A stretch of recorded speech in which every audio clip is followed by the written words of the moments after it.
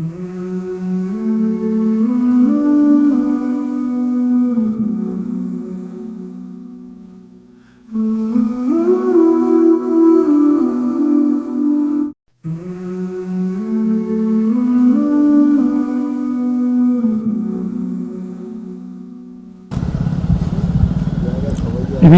సాంచి స్తూపానికి వెళ్ళేటువంటి దారి. ఇది గత వీడియోలో ఈ టికెట్ కౌంటర్కి ఎలా రావాలో చూసాం. టికెట్ 40 రూపాయలు మాత్రమే. సూర్యోదయం నుంచి సూర్యాస్తమయం వరకు వీటిని వీక్షించవచ్చు అని చెప్పి ఇక్కడ బోర్డు కూడా పెట్టారు. ఆ బోర్డు తాలూకు టైమింగ్స్ కూడా మీరు ఇక్కడ గమనించవచ్చు.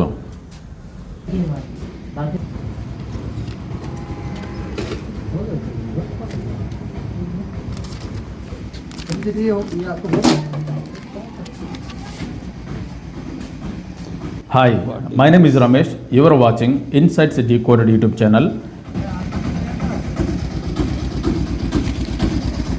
బౌద్ధ ధమ్మ దక్షిణ పదంలో భాగంగా సాంచిని ఈరోజు మనం ఎక్స్ప్లోర్ చేయబోతున్నాం. ఇది 2వ పార్టు. మొదటి పార్టు చూడని వాళ్ళు వీలుంటే ఖచ్చితంగా చూడండి. సాంచి రైల్వే స్టేషన్ నుంచి సాంచి మ్యూజియానికి నడుచుకుంటూ ఆ చారిత్రక విషయాలు తెలుసుకున్నాం పార్ట్ 1లో. ఈ వీడియోలో ప్రపంచ వారసత్వ సంపదగా పేరు పొందిన ఈ యొక్క సాంచి కాంప్లెక్స్ను ఏ రాజ్యాలు లేదా ఏ రాజులు ప్రాచీన కాలం నుంచి పరిపాలించారు, వాటిని ఎవరు ఎక్స్ప్లోర్ చేశారో చూద్దాం రండి.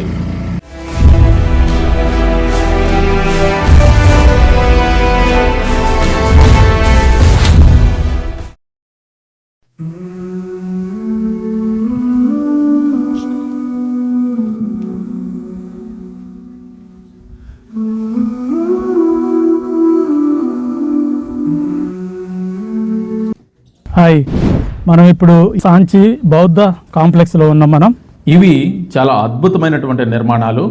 ఇది వరల్డ్ హెరిటేజ్ సైటు ప్రపంచ వారసత్వ కట్టడాల్లో స్థానం 1989లోనే సంపాదించింది. అశోక చక్రవర్తి కాలం నాటి మొదటి బౌద్ధ స్తూపం. అది సుమారుగా 2300 సంవత్సరాల క్రితం నాడు నిర్మించబడినటువంటి బౌద్ధ స్తూపం. ఇక్కడ మనకు కనపడుతున్నది స్తూప 1. ఇదే అశోకుడు నిర్మించాడు. ఇటువైపు లెఫ్ట్ సైడ్ ఉన్నటువంటిది స్తూప 3. దాదాపు 1500 సంవత్సరాల పాటు బౌద్ధ కళ, వాస్తుశిల్పం ఈ ప్రాంతంలో ప్రజ్వరిల్లింది.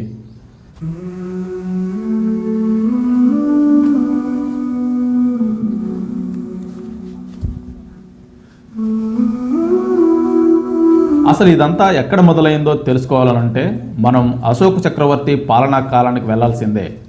ప్రాచీన శ్రీలంక గ్రంథాలు మహావంశ, దీపవంశ ప్రకారం అశోక చక్రవర్తి 18 ఏళ్ల వయసు ఉన్నప్పుడు అతనిని ఉజ్జయిని ప్రాంతానికి వైస్రాయిగా నియమించారు వాళ్ళ నాన్నగారు. అప్పుడు పాటలీపుత్ర నుంచి వైస్రాయి వెళ్ళే క్రమంలో ఇక్కడ మధ్యలో విదిశ అనే ఒక ప్రాంతం ఉంది. సో ఈ విదిశలో వారు రెస్ట్ తీసుకునేవారు. ఈ ప్రాంతం ద్వారా మాత్రమే పోవాలన్నమాట. అప్పట్లో విదిశ ప్రాంతం అంటే 2300-2500 సంవత్సరాల క్రితం విదిశ ప్రాంతం చాలా వాణిజ్యపరంగా చాలా డెవలప్ అయినటువంటి ప్రాంతం. వైస్రాయిగా నియమించిన తర్వాత వారు విజయయాత్రలో భాగంగా పాటలీపుత్ర నుంచి ఉజ్జయినికి వెళ్ళే క్రమంలో వారు విదిశ దగ్గర ఆగాల్సి వచ్చింది. అక్కడ ఒక వ్యాపారి కుమార్తెని వీరు వివాహం చేసుకోవాల్సి వచ్చింది. ఆమె పేరే విదిశాదేవి, విదిశ మహాదేవి అని కూడా అంటారు వారి భార్య పేరు. సో అశోక చక్రవర్తి భార్య పేరు విదిశ మహాదేవి. సో ఈ విదిశ మహాదేవిని మ్యారేజ్ చేసుకున్న తర్వాత వారు ఇక్కడ వారు నమ్మినటువంటి బౌద్ధ ధర్మం విస్తరించడానికి వారి యొక్క సింబాలిక్గా మొట్టమొదటిసారిగా వేసినటువంటి శిలాఫలకం మోనోలిథిక్ రాకే ఈ యొక్క అశోకుని స్తంభం అంటారు దీన్ని. ఇక్కడ లైన్ క్యాపిటల్ కూడా ఉంది, పైన నిర్మాణం కూడా ఉంది. యాక్చువల్గా ఈ పైన నిర్మాణం మనం నిన్న మ్యూజియంలో చూసినాం. మనం దాని మీద స్క్రిప్ట్ కూడా రాసి ఉందన్నమాట, ఎందుకు ఇది పెట్టారనేది. బుద్ధుని ధాతువులు సేకరించి వాటిని అనేక భాగాలుగా చేసి దేశమంతా స్తూపాలలో అవశేషాలను ఉంచి బౌద్ధాన్ని అశోకుడు తన కాలంలో వ్యాప్తి చేశాడు. దానికి అనువైన ప్రదేశంగా ఈ కొండ శిఖరాన్ని ఎంచుకున్నాడు.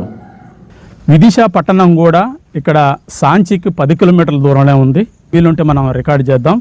ఈ విదిశ పట్టణంలో చాలా చారిత్రక ప్లస్ పురాణ గాథలు కూడా విదిశ పట్టణం మీద విదిశ పేరు మీద కూడా పురాణ గాథలు ఉన్నాయి. అసలు మనం ఇక్కడ వీడియోలు చేయడానికి గల మెయిన్ కారణం ఏందో మీకు తెలుసు. అసలు బౌద్ధం దక్షిణాపదం ఎలా వచ్చింది అంటే, మనకి అమరావతి బౌద్ధ స్తూపం ఆల్రెడీ నేను విజిట్ చేశాను.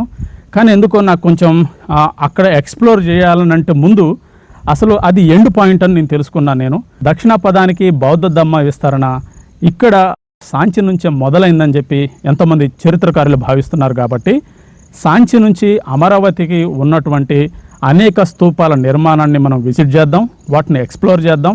అందులో భాగంగానే మనం ఇప్పుడు సాంచికి వచ్చినాం.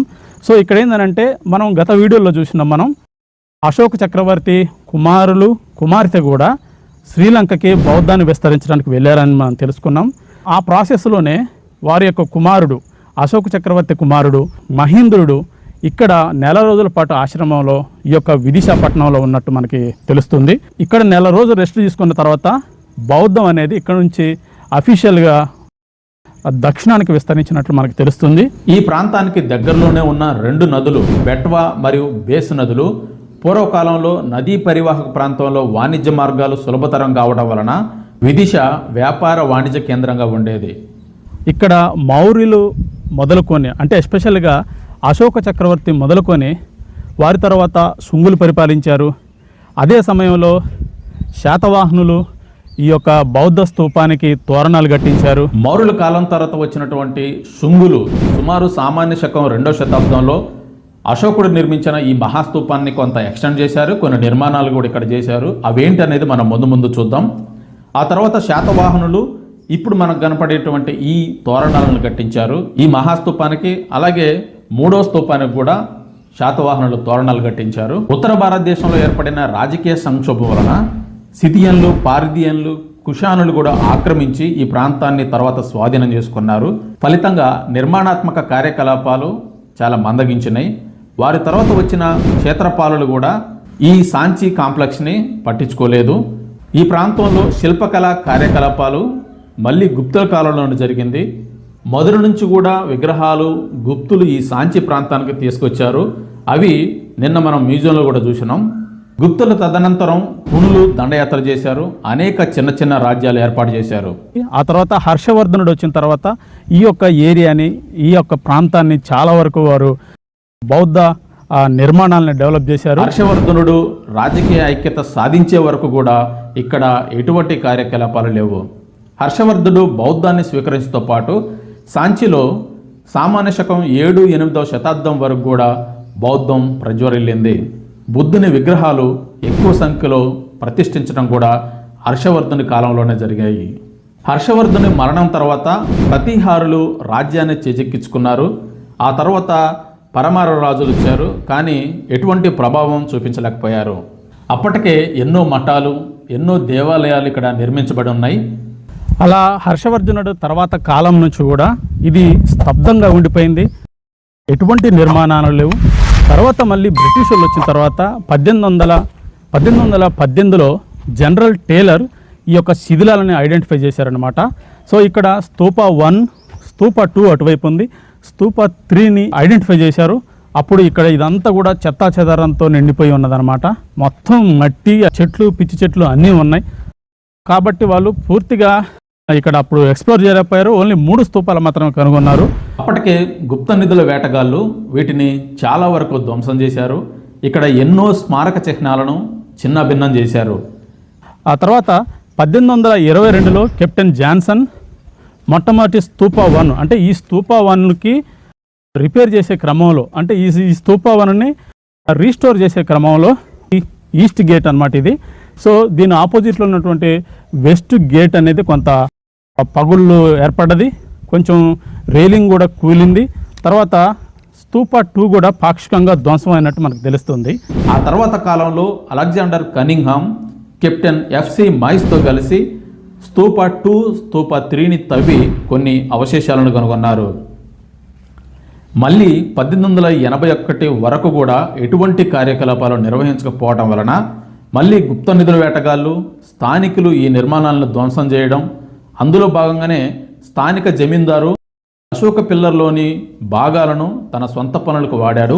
స్తూప 2, స్తూప 3 బౌద్ధ బుద్ధిస్టుల మాంకులు అవశేషాలు అయితే దొరికినాయి. అశోక స్తంభం ఏదైతే ఉందో మనం ఇందాక చూసింది, ఆ అశోక స్తంభాన్ని స్థానిక జమీందార్ గారు నుజ్జు చేసి, అంటే మొత్తం దాన్ని డిస్మాండిల్ చేసి వారి యొక్క సొంత పనులకు వాడారని మనకి చరిత్ర చెబుతుంది.